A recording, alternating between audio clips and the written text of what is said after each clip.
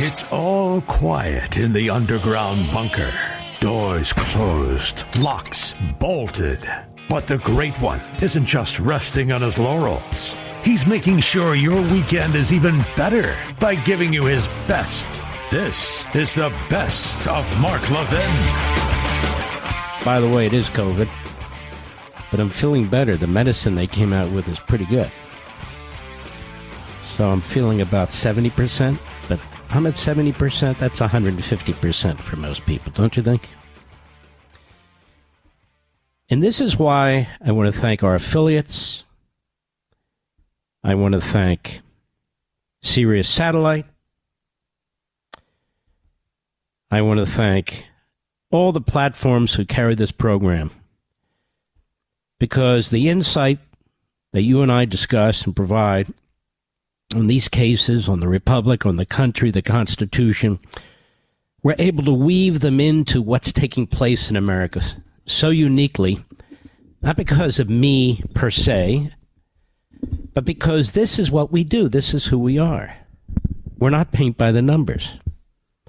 I don't come to this as a person who spent 50 years in 15 different radio markets. I come to this as a person who started in the biggest market in America, New York. And because of the power of our message, the listenership and so forth spread throughout the country. So let's get started. Some of what I'm about to say you've already heard, because I spoke on Fox, but you haven't heard it the way I do it here on radio. This immunity issue came up early on. President Trump's lawyer said we have a right to immunity. Period. As a president. Period. Why? Because the president cannot function otherwise. The position of the government, that is the Biden administration, officially the Department of Justice and their unconstitutional prosecutor, Jack Smith, was we can prosecute a sitting president or a retired president, even for things they did while president. Now, to be honest with yourselves, if you're honest with yourselves, we're not going to go back and get the video and audio. Almost every legal analyst said that the Trump position is nonsensical. Nonsensical. Slowly but surely, they began to make the case that, well, Smith was too extreme too. But they said that the court will handily and quickly reject Trump's arguments. And then came the oral argument. Well, many of the justices weren't so quick to do that. Not that they were embracing all of the Trump lawyers' arguments, but they were embracing the idea that you would damage the presidency, the institution of the presidency, the Constitution and separation of powers. Many of these legal analysts, some of whom are professors and former professors on other networks, were still at it. But I do, Mr. Producer and I, and others in my crew and staff and at Fox and at Blaze, we kind of laugh. Because the positions I take are positions based not on ideology. They're based on the Constitution. And how can the Constitution function in a republic? And so on Fox, as one of the few, maybe the only, I don't know, I don't watch it 24/7, but I said, this is not a frivolous challenge by the Trump people.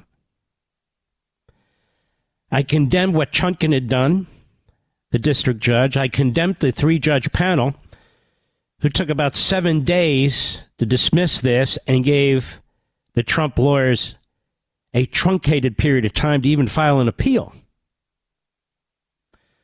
I warned you about Chutkan. I warned you about Circuit Judge Pan, P-A-N.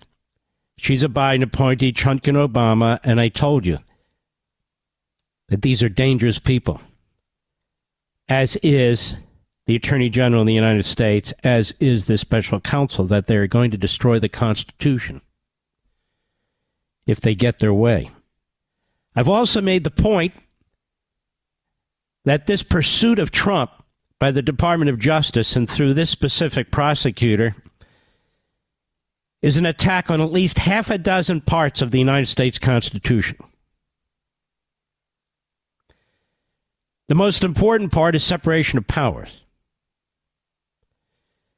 But it is an attack on the Appointments Clause of the Constitution, which has now been seriously challenged. And if you read Justice Thomas's concurring opinion with the majority, which nobody's discussed on any network, including Fox, I mentioned it briefly, he embraces the fact that there's been a challenge to the actual appointment of the prosecutor, mentioning Meese, mentioning the landmark brief, and so forth. Seems to me, whether that is formally brought up or not, it is a very important point. So we have the Appointments Clause, separation of powers. When you look at this case and the Florida case, the First Amendment with this gag order nonsense, due process under the Fifth Amendment, and the right to competent counsel under the Sixth with the attack on attorney-client privilege that took place in the district court in Washington, D.C., questions raised about the sufficiency of the search warrant that led to the FBI SWAT team. Of course, questions to come about presidential declassification, but even questions about the use of classified information in an open courtroom. I can tell you from my own experience as chief of staff to an Attorney General, Edwin Meese, in the Reagan administration, the reason a lot of these big spy cases with these American spies who spied mostly for the Soviet Union deserved the death penalty but didn't get it, was because our Constitution requires, to the fullest extent possible, public trials, for reasons you can understand. And so the issue of what classified information can be used at that public trial was so daunting and so complex that we tended to negotiate for life sentences because we didn't want to reveal the classified information, which kind of defeated the point, right? That's not so in this case with Donald Trump. What Jack Smith is saying, just so you know, as a side point in Florida, is he wants as little classified information as possible, even shared with the defense, because they can't be trusted. So how are you supposed to have a trial of any kind? And Trump's not going to plead to crap. But all these efforts, in the January 6th case, the documents case, attacking all of these aspects of the Constitutions, raising these questions, most of them, for the first time ever, and then demanding that the courts move quickly. This guy Smith went to the Supreme Court on immunity, said we need to act quickly. They said, no, we don't. They ruled against him unanimously. This guy goes to Judge Cannon's courtroom. He sits there, tries to stare her down. His subordinates treat her with disrespect. The media treats her with disrespect. She's doing exactly what you're supposed to do. She's got serious motions that are filed, and unlike Judge Chutkan, she's reading them. She's saying these are serious constitutional questions. Some of them questions of first impression. I've got to deal with them. Chutkan didn't do that, the Obama judge. She just rubber stamping, and she was utterly incompetent in the way she even responded to these, including the obstruction charges. Okay, let's get to immunity now. What does the Supreme Court, what does the Constitution of the United States say about presidential immunity? Nothing directly. And yet they did debate the issue of how do you deal with a president who violates not just criminal laws, they didn't have a criminal code at the time, but who violates even more broadly and more importantly, societal norms, undermines the civil society. In other words, does grave damage to the country itself. And so they created the impeachment clause. Indicting a sitting president. There was some generalized discussion, but they came up with impeachment. They didn't invent it on their own. They looked at what the British were doing with impeachment, and then they stylized it for an American, small r Republican constitutional system, understanding they wanted separation of powers. Power, as I say over and over again, power competing against power. That's what they wanted. They're worried about tyranny in many forms. Tyranny of a centralized government. They didn't want to create a president who was a monarch. On the other hand, they didn't want a mobocracy, tyranny of the legislature. The American Revolution overlapped the French Revolution. They wanted nothing to do with mobocracy and pure democracy. They wanted nothing to do with monarchy, and today we call it dictatorship, centralized power. And so they took Montesquieu's words from the spirit of the laws. Power checking power, mixed government. Aristotle talked about a mixed government. He certainly wasn't the only one. John Locke talked about potential of three branches competing against each other, but he didn't detail it. Montesquieu did. A legislative, a judicial, an executive. Just a couple pages in a well over 1,000-page book. Turned out to be a book. And as I've told you before, he was the most important philosopher during the constitutional period. The most important philosopher during the revolutionary period was John Locke. But it was Montesquieu for these purposes, and he's cited a few times in the Federalist Papers. And he's cited specifically for this, separation of powers.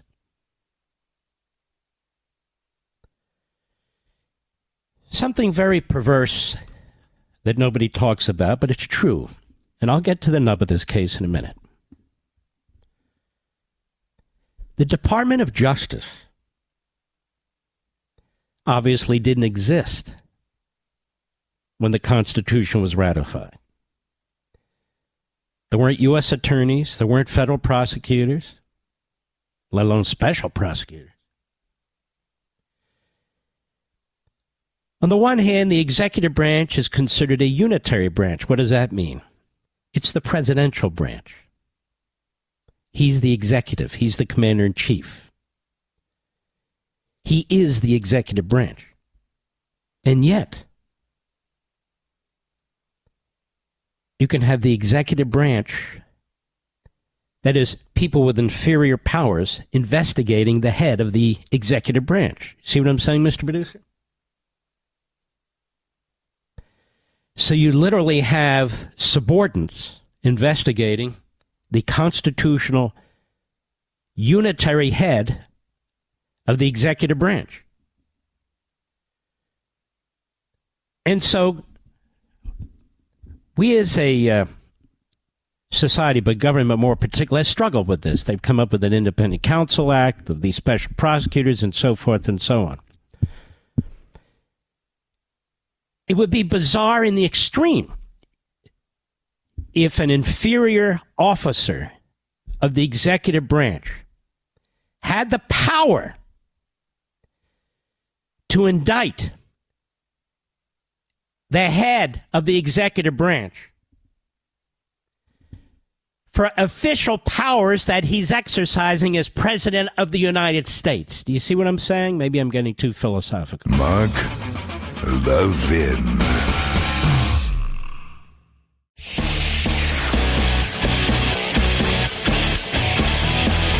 Making your weekend even better. This is the best of Mark Levin. I saw Bill Barr on Fox this evening with Neil Cavuto. Neil was really slicing into him, and I thought he did a very good job, actually. Look, I call him as I see him. And I thought he did a very good job, Bill Barr. And I hope he'll keep that up, because we really are facing it now.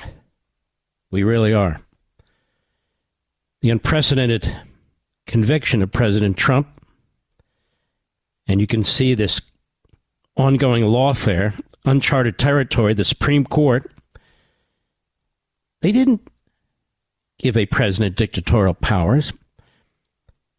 They held the status quo pretty much is what they do, and then they said, look, president's never been indicted before, even a former president. So if you're going to do that, you have to have at least a minimum standard. He's presumed to have acted officially. Now, provide your evidence before you can go any further to a trial judge. Oh, my God! Oh, my God! And Sotomayor, she's smoking something? That's one of the most humiliating, embarrassing, childish, emotional, stupid opinions I've ever read. Ever. Now, what am I talking about when I say that Joe Biden sent the word out today during his little speech? He sent message to Jack Smith, Judge Chutkan, Merrick Garland. And here it is. Go. I think it's fair to say it's one of the darkest days in the history of America. Now the man who sent that mob to the U.S. Capitol is facing potential criminal conviction for what happened that day. And the American people deserve to have an answer in the courts before the upcoming election. Stop there. He's telling the court, the American people, well, you heard him, deserve to have an answer before the election. He's telling Judge Chutkan, she's the court. The American people need this taken care of before the election. We did it in Manhattan. Now we need to do it in Washington. You can do this. I want you to listen to this again. Nobody's picking up on this, of course. They will tomorrow. Start at the top, Mr. Producer. Go. I think it's fair to say it's one of the darkest days in the history of America. Now the man who sent that mob to the U.S. Capitol is facing potential criminal conviction for what happened that day. And the American people deserve to have an answer in the courts before the upcoming election. That's right, Judge. You're the judge. So on the one hand, he attacks the Supreme Court. Here's the thing. The media are such liars. The Supreme Court, in the case overturning the Chevron doctrine, which said, look, people can bring matters to the judiciary for judicial review. They didn't say the bureaucracy stops doing what bureaucracies do. They just said now there's going to be an independent arbiter who can look at it. Put yourself in that position. Federal government says, you know that pond in your backyard? Yes, that's navigable waters under the Constitution, and we're going to regulate it. No, it's not. We said it is. I'm going to sue you. Who cares? We get to make the final decision. Court said, no, we got to abandon that. Joe Biden's very upset with that decision. But he talks about his opposition to dictatorships and his support for democracy. Joe Biden seized the power of the purse from the House of Representatives. Supreme Court said, you can't do that. You're not a dictator. Then he says, watch me. Yes, I can. And he does it. Supreme Court said the CDC doesn't have the power to compel large corporations, 100 or more employees, to force their employees to get vaccinated. Joe Biden said it did.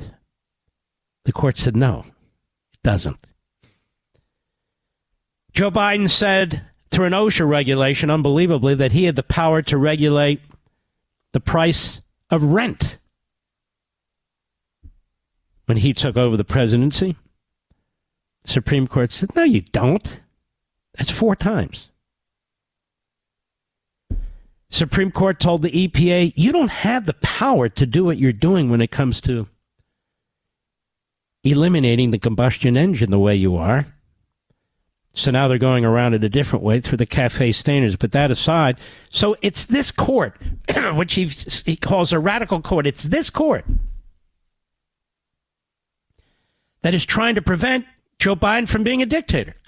We now have another federal court, excuse me. It's COVID, I'm working on it.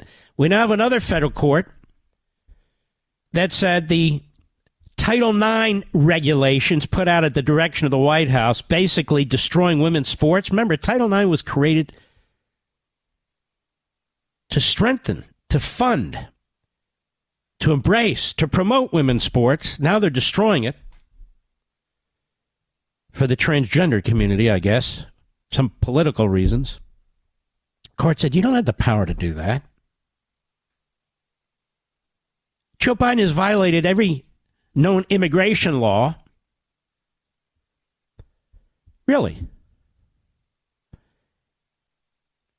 With his various executive orders. But he says he's opposed to dictatorships. Joe Biden is violating the Empowerment Act by preventing these 7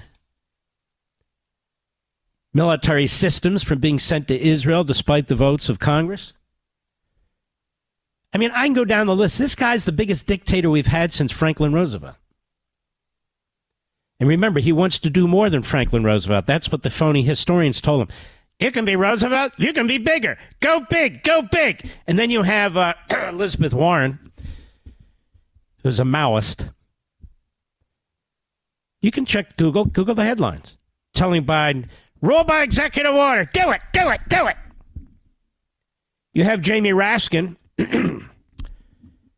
son of a longtime Stalinist, telling Joe Biden, you can use the 14th Amendment, to get around the power of the purse and raise the debt on your own. They just lie. That's what he said. That's their constitutionalist.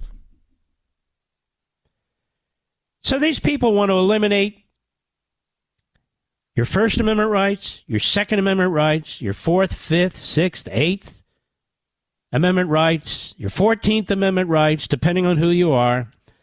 They've destroyed the Commerce Clause. They don't believe in separation of powers. They support the unconstitutional appointment of a rogue prosecutor. I mean, I can go on and on. They tell you the Constitution is written by white slaveholders in order to enshrine their superiority position over everybody else.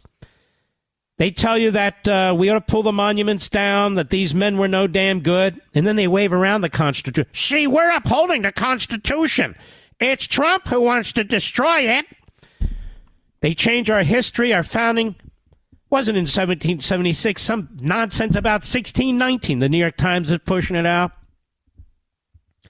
CRT is an anti-American, Marxist, racist ideology spread through our colleges and universities and now into our public schools. But we support democracy. We support the Constitution. No, they don't. And then you have Joe Biden, the idiot. The dumb fool. The dumb fool. He doesn't even understand what he's saying. It doesn't matter because nobody else does either, I guess. But my point is, the dumb fool is saying things that apply to him. In other words, you get immunity? Hey, dumbass. You could have been prosecuted, you jerk, if you didn't have presidential immunity. Right, Mr. Producer? Mark Levin.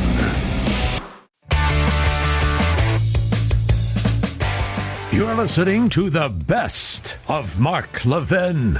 The propaganda, the rhetoric from the media and the Democrats. I said this over the weekend. I want to emphasize this again. If the corporate media do not get their act together and broom some of these nuts off of TV and off of radio, the country is going to continue to be at knife edge. You cannot listen to Rachel Maddow and Joy Reid. You cannot listen to these absolute fools going on about how now Trump can kill people and on. First of all, they're such pathetic liars. Secondly, they're so stupid. These are not rational human beings. They are ideologues. They are haters. They are racists. And so now they want you to believe that these 6 justices on the Supreme Court in the immunity case are all suck-ups to Donald Trump. They just want to deliver for Donald Trump. That's all. I posted Chief Justice John Roberts, who wrote the immunity decision, is no fan of President Trump. In fact, I understand he doesn't like him in the least. Indeed, you might recall he publicly criticized President Trump some years ago for Trump's criticism of Democrat-appointed jurists. So the idea that Roberts, who I understand is good friends with Thomas Friedman and the wives with each other, that he bent over backwards to deliver President Trump an immunity decision that allows him to order the assassination of political opponents, is so disgustingly insane on every level. Its demagogues must be openly condemned. From Sotomayor and her hysterically low IQ, outrageous dissent, to Joe Biden, from MSNBC to CNN, and the rest of the mouthpieces of the American Marxism movement. Now, while on the one hand they're saying that now Donald Trump can do whatever he wants, on the other hand, they're urging Jack Smith to go ahead with his case in January 6th and giving him reasons how he can and why he can. So which is it? And the Supreme Court, they say, that's given all this power to the presidency is the same Supreme Court that has just limited the power of the president to issue executive orders as if he's the legislature. It's the same Supreme Court that has brought back judicial review to the bureaucracy. So this Supreme Court is going to now rule that a president has the power to order the assassination of somebody? No, let's be specific. They said a political rival. He has the power to order SEAL Team 6 to assassinate a political rival. That's what Sotomayor wrote, among other spectacular idiocies. Now, you don't have to be a lawyer. You don't have to be a Supreme Court justice. But whatever you do, don't be an MSNBC, CNN, or Democrat Party media mouthpiece either. Just common sense. Is it part of a president's constitutional official duties to order the assassination of a political rival, Mr. Producer? The answer is no. So what are they talking about? They seriously are demented. They seriously are sick. They can't tell the truth from a lie anymore, but all they know is they seek power. They are propagandists. They're the kind of propagandists that you will find in any autocratic society. They are propagandists not just for the state, but a police state that they claim they oppose. Rachel Maddow has to be one of the dumbest human beings on the earth. Yet they prop her up like she's some kind of smartass. She's not. She was wrong about Russia collusion. She's a demagogue.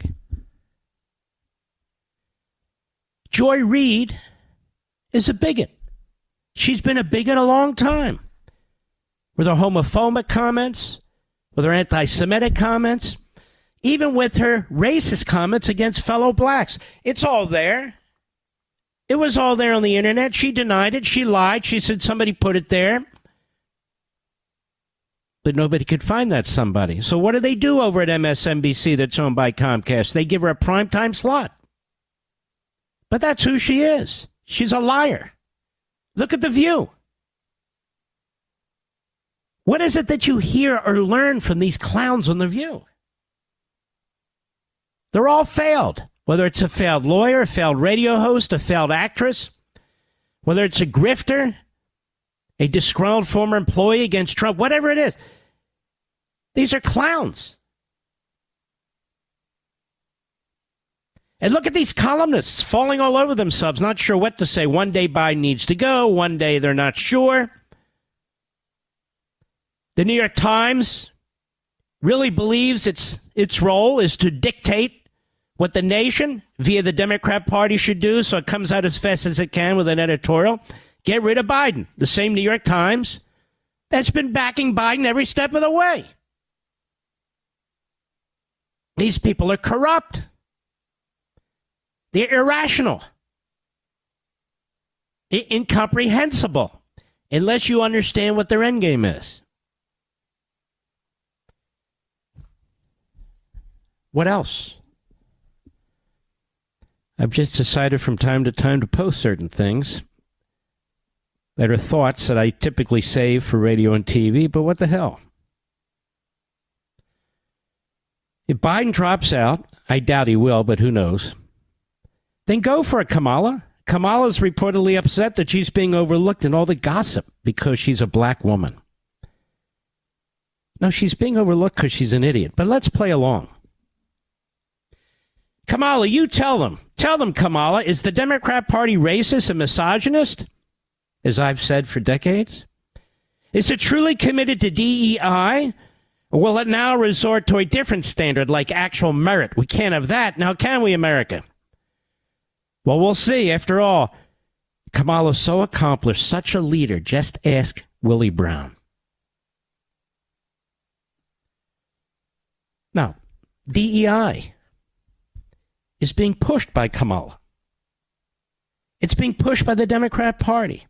It's being pushed by the media. It's being pushed by academia. It's being pushed by athletes. It's being pushed by broadcast. It's being pushed and pushed and pushed, DEI. Yet when you actually apply DEI to certain people, now it's racist. You see, DEI is a double-edged sword. Isn't it? Isn't it? So if people are looking for merit, or people are looking for accomplishment, or people are looking for winners, when you look at athletics, or people are looking for success and so forth, there's no DEI. It's merit. Merit. Merit.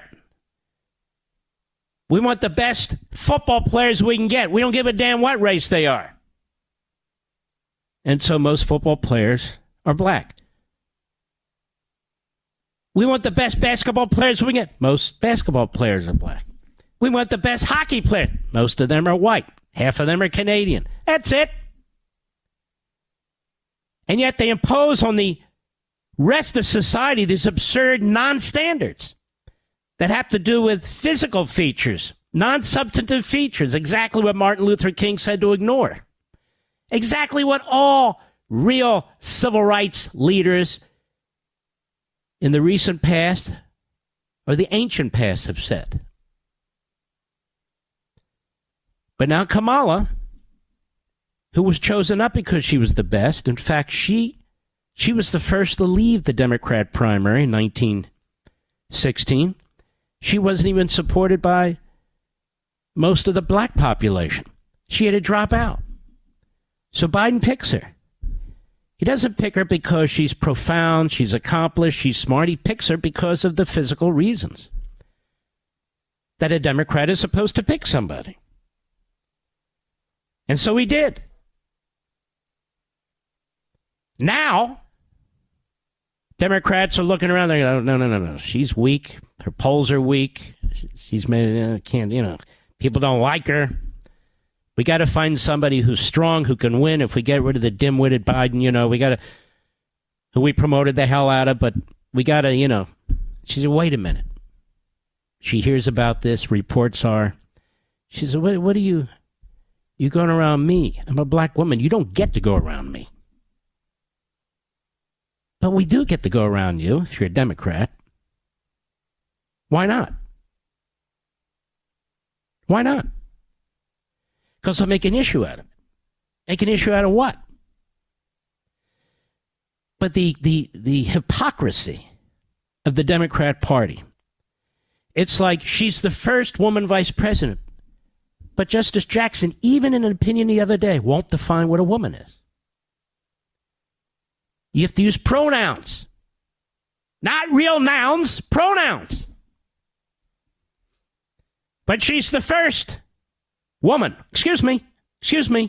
We don't talk that way anymore in our colleges and universities and other places that are very progressive and advanced. We don't talk that way anymore.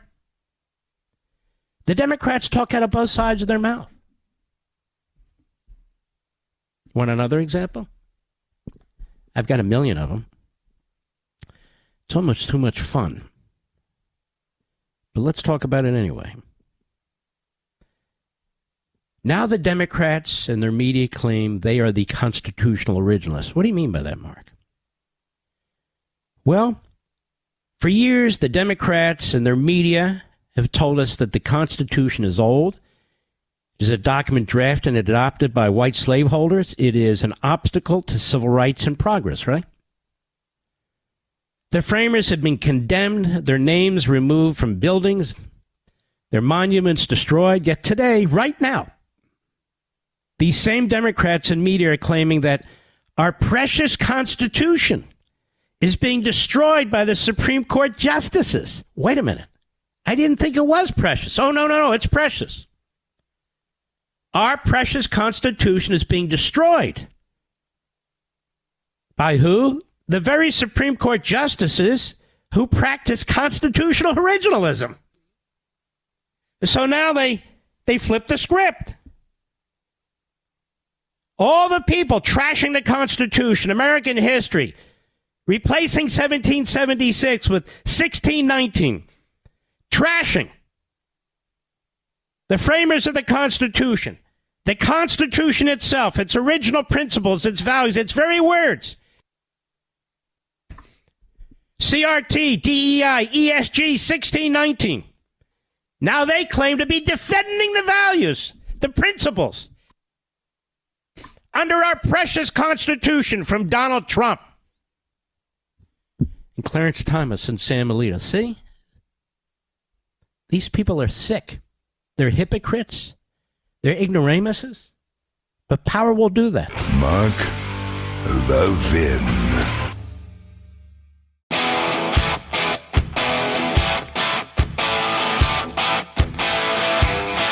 The Great One makes your weekend even better.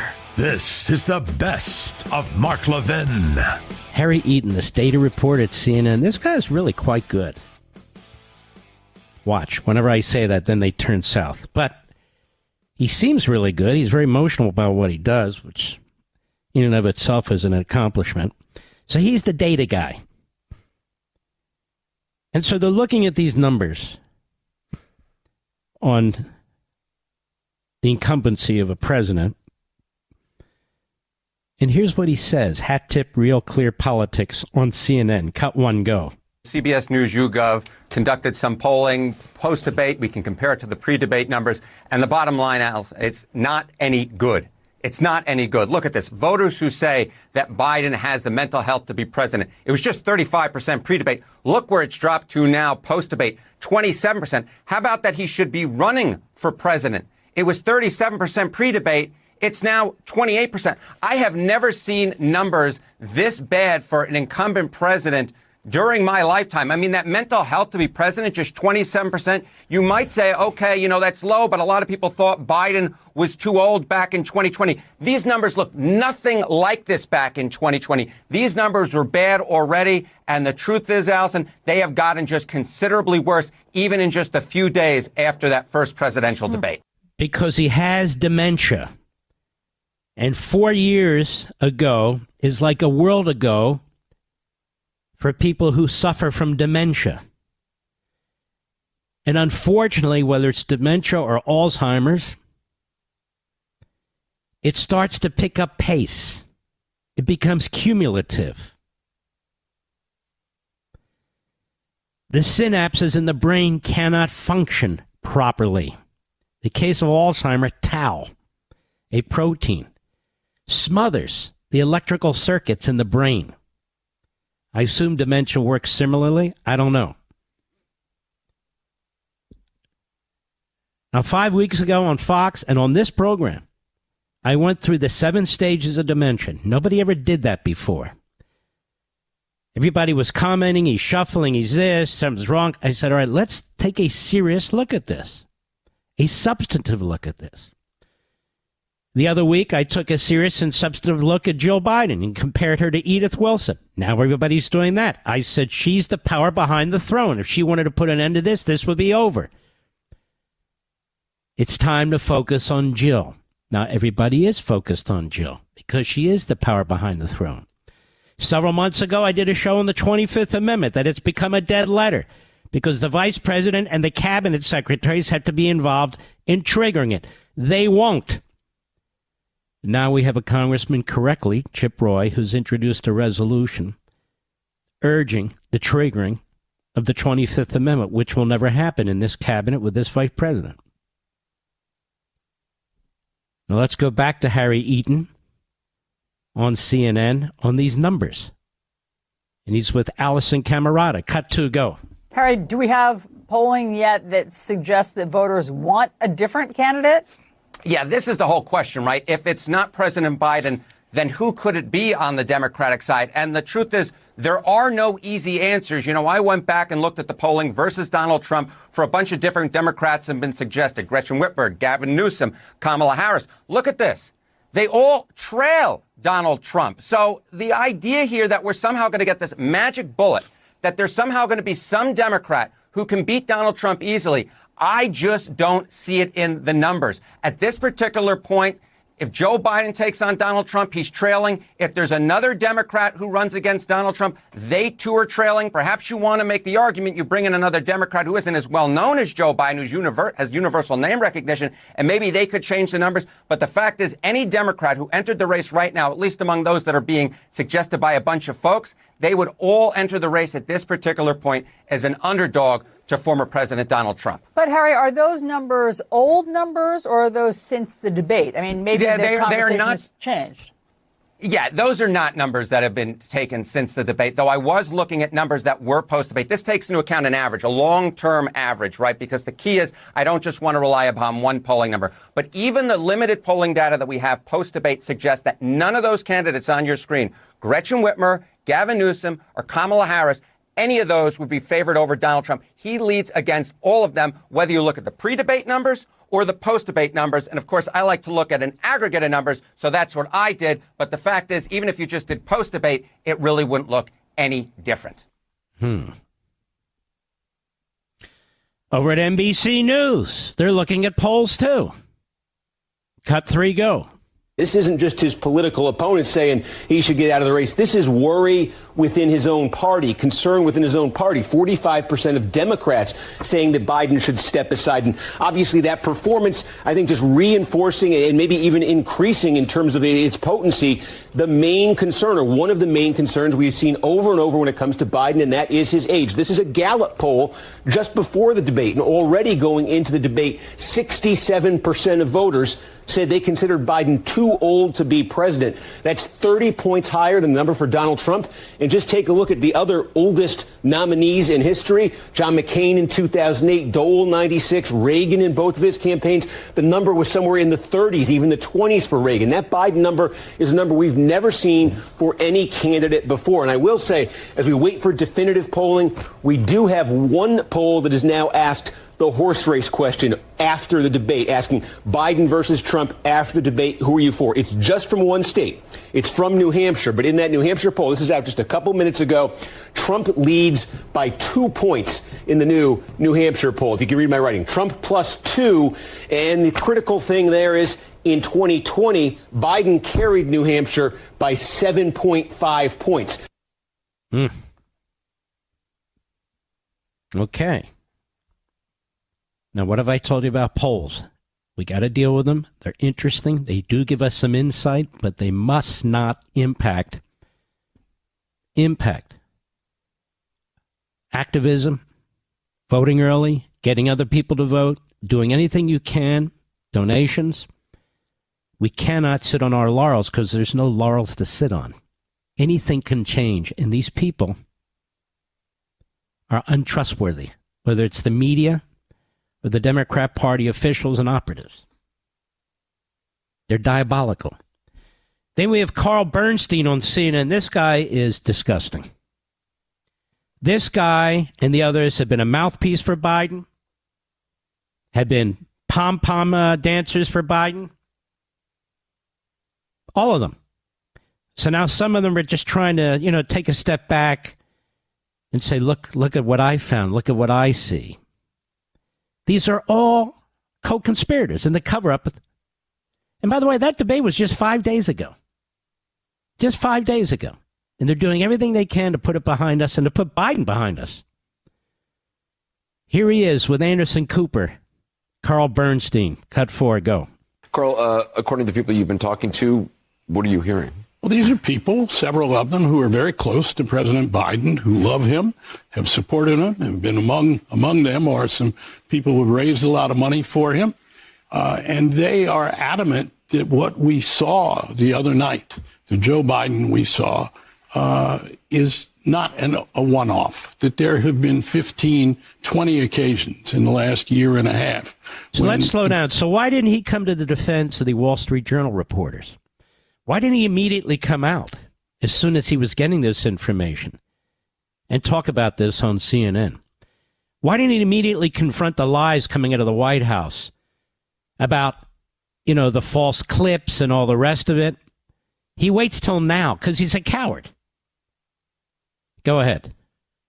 Has appeared somewhat as he did in that horror show that we witnessed. And what's so significant is the people that this is coming from, and also how many people around the president are aware of such incidents, including some reporters, incidentally, who have witnessed some of them. But here we see tonight, as these people say, President Biden at his absolute best, and yet these people who have supported him, loved him, campaigned for him, see him often, say that in the last 6 months particularly, there has been a marked incidence of cognitive decline and physical. And by the way, you have reports now at the New York Times that he basically works 6 hours a day. You have reports during the debate prep. These are the staff who they trashed, the Biden family, so the staff is trashing back. Actually, they're more than staff. These are as close as 18 people that he's ever known, whose hair he hasn't sniffed. And they're now all saying that he would start at 11 in the morning and he needed an hour nap during the afternoon. You get the point. And we're supposed to believe, we gave a good speech. Who cares? At this point, it's obvious to everybody. Even the Holocaust-denying New York Slimes, which, of course, again, was all in, covered up everything. The Democrats are voting in Democrat primaries, independents in some of them. People contributed their hard-earned money. The activists are out there. They got the man they wanted. The media told them he's a good guy. He's got his wits, sharp as a tack, blah, blah, blah. And now the media are telling them all for naught. We're going to disenfranchise all of you. The money you spent, forget about it. All the hours you spent knocking on doors, forget about it. That's right. In Chicago, the elites have to find somebody else. They're between a rock and a hard place because they put us between a rock and a hard place. That's why. When you lie, and you lie systemically, and you lie for a living, as the media do and these Democrat mouthpieces do, this is what you get. Cut 5, go. There is no question. I have heard for 2 years how sharp Joe Biden is in his national security meetings. He has special briefing books. Now he's an analyst. Right, Mr. Producer? He's never been an advocate on there. Right? Mr. This is worse than Watergate? Now he's an analyst. Now he's stepping back. Now he's trying to claw back and get some credibility back. He has none. He's groveling. Go ahead. Ukraine, on the situation in Gaza that go down into very detailed military reports. He has an absolute command of the facts. He's sharp as can be. You see the evidence of his being the chairman of the Foreign Relations Committee in the Senate, of his work as vice president on foreign relations. So we're clearly dealing with two sets of one person. And it really needs to be explored. No. Two sets of one person. Look, he was a nitwit even before all of this. That's one thing. But we're talking about today. Today it's certified and it's official. Ask Robert Hur, who was trashed by the Democrats in Congress, who was trashed by the media. He didn't have to go there. He didn't have to say these things. Well, he felt he had to, and he was trying to send a signal to the American people. We have a problem here. The Justice Department tried to get him to take it out. He wouldn't. But even more, the White House counsel's office worked overtime to try and get him to take it out of the report. He refused. And, of course, the audio that he's referencing is under lock and key at the United States Department of Justice. They will not release it. They concocted a phony privilege. And, of course, this is the party that's worried about the Constitution and democracy. Go ahead. The people I'm talking to, and I think an awful lot of major Democrats believe this, including some who have made statements to the contrary. None of whom will give their names, only a handful. Mark Levin.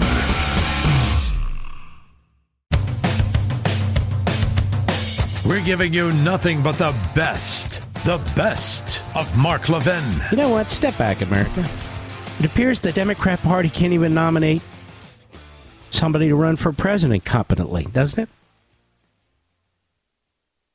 I mean, from the border to the economy to wars to the debt, law and order. Do they do anything right? Do they do anything well? The Democrat Party can't do anything well. It bullies, it threatens, it muscles, it imposes, it forces. This is a primary.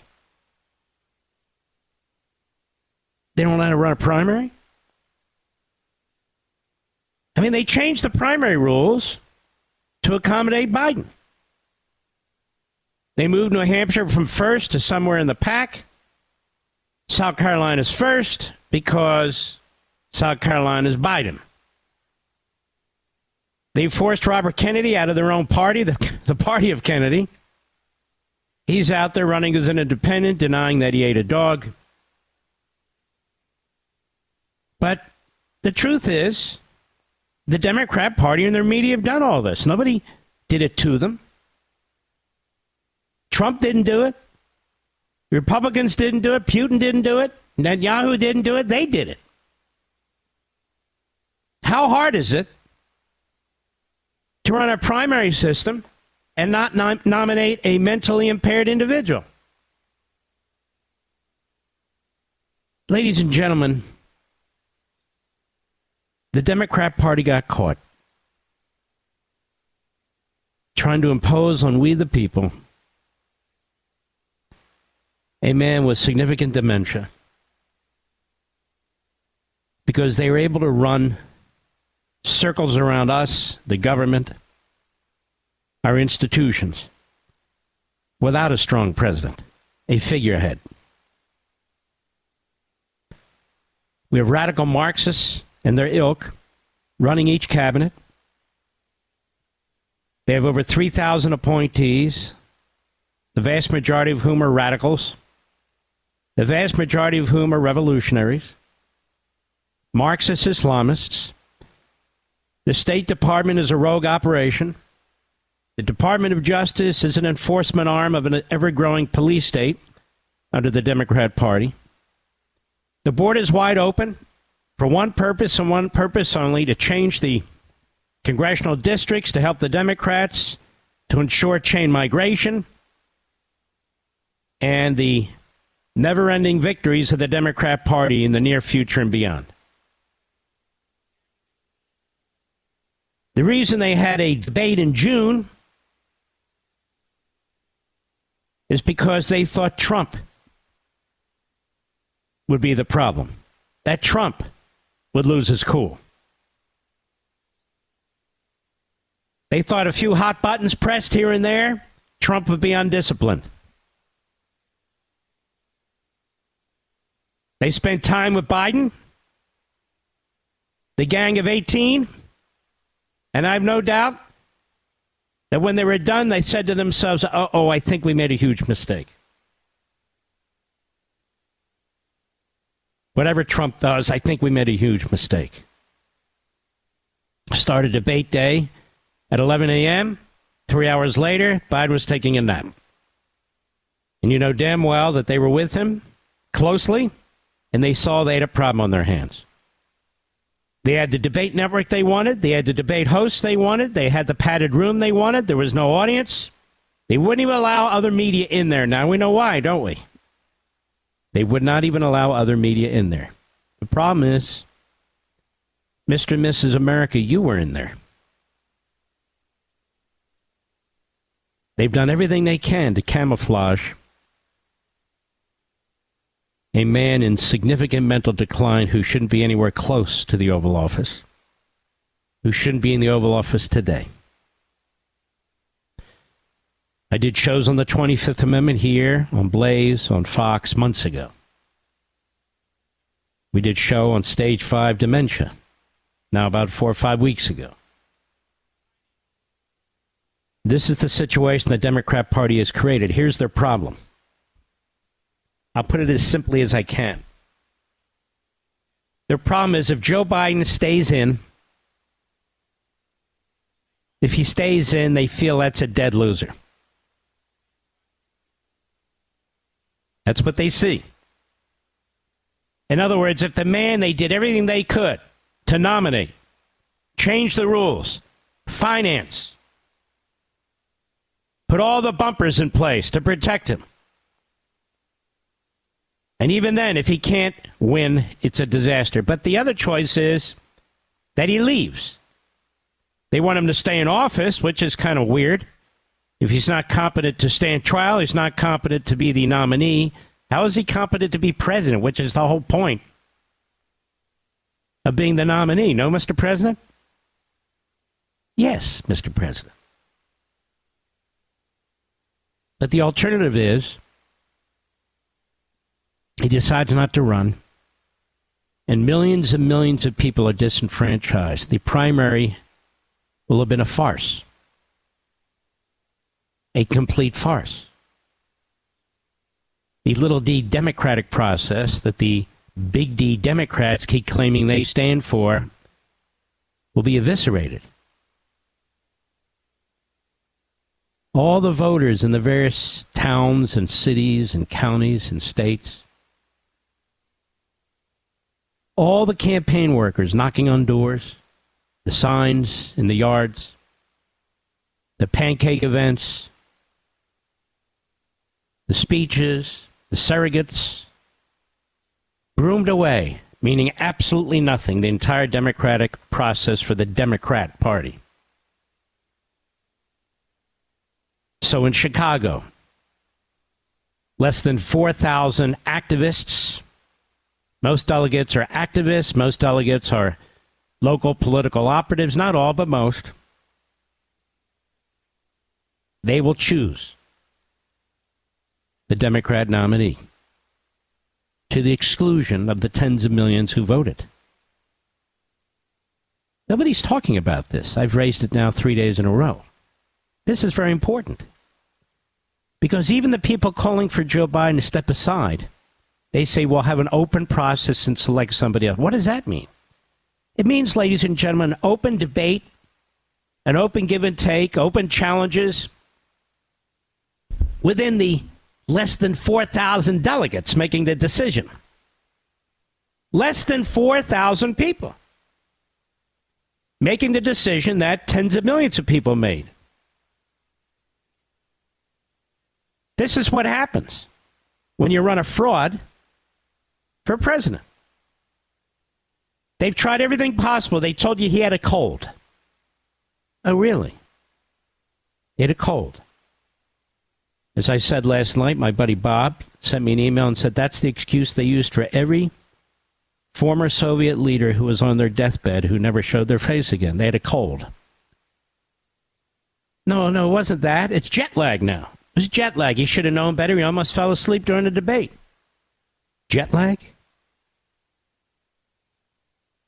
How could it be jet lag when he was at Camp David for 8 days before the debate? Jet lag? What does that mean? There's no jet lag.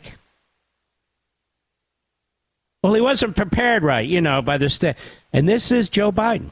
Joe Biden is the punk street politician who takes responsibility for nothing. It's always somebody else's fault. In his entire life, he's gotten away with it.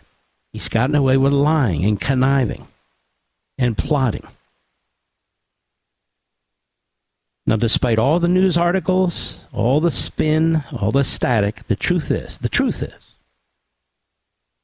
that Joe Biden will not leave unless Joe Biden decides to leave. 99% of those electors are Joe Biden committed electors. That's the truth. There's a huge disconnect now between the electors and the newspapers and the editorial boards and the commenters on TV. These are activists. These are party stalwarts. Of course they want to win. But the dirty little truth is they knew all about Joe Biden too, like all the rest of us. They knew it too.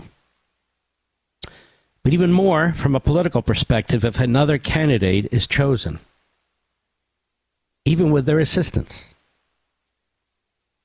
they lose all their power because they're there on Joe Biden's coattails.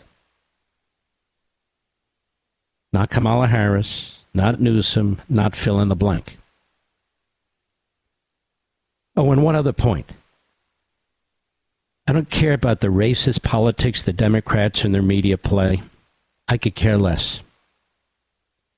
Kamala Harris is not qualified to be president because she's shown she can't even be vice president. I don't care what anybody else says. Again, I use my own ears and eyes. A disaster.